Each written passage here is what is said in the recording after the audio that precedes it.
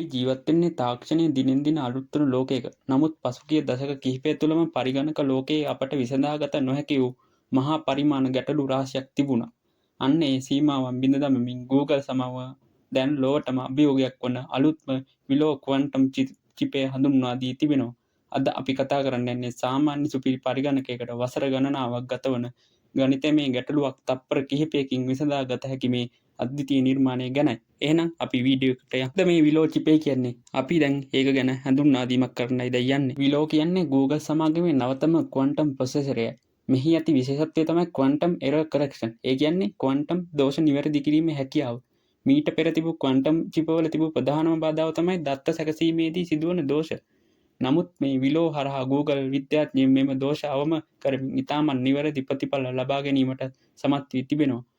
මෙය හරියටම කිව්වොත් අපි මෙතෙක් පාවිච්චි කළ පරිගණක තාක්ෂණයේ ඊළඟ මහා පිම්ම. ඔබ දන්නවද විලෝ සතුව ඇති ස්වේශීෂී බලය කුමක්ද කියලා? ඔබ දන්නවද දැනට ලොව වේගවත්ම සුපිරි පරිගණකයට වසර බිලියන ගණනක් ගතවන සංකීර්ණ ගණනය කිරීමක් විලෝ චිපයට මිනිත්තු 5කට අඩු කාලයකදී අවසන් කරන්න පුළුවන් බව.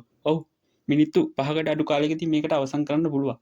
මෙය හුදෙක් වේගය ගැන පමණක් නෙමෙයි. මෙය ක්වන්ටම් භෞතික විද්‍යාවේ වෙන 2n වැනි ඝාතීය වර්ධනයක් පෙන්눔 කරන අවස්ථාවක්.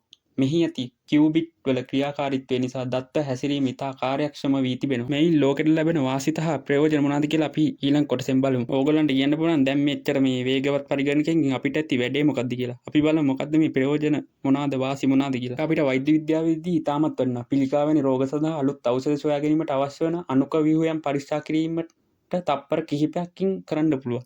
මේක වේග නිසා අපිට මේ පරීක්ෂණය තප්පර කිහිපයකින් කරන්න පුළුවන්. අපි බලමු මේක පරිසරයට කොහොමද වැදගත් වෙන්නේ කියලා. වඩාත් කාර්යක්ෂම බැටරි වර්ග සහ කාබන් අවශෝෂණය කරන ක්‍රමවේද සොයා ගැනීමට මේ උපකාරී වෙනවා. ඒ හින්දා පරිසරයට හිතකර දේවල් නිෂ්පාදනය කිරීමටත් මේ වැදගත් වෙනවා. මේක AI තාක්ෂණයටත් බෙහෙවින් උපකාරී වෙනවා. අපි බලමු මේක කොහොමද කියලා. කෘත්‍රිම බුද්ධිය දැනට පවතිනවට වඩා දහස් ගුණයකින් බුද්ධිමත් කිරීමට මේ විලෝ චිප් එක මඟ පෙන්වනවා.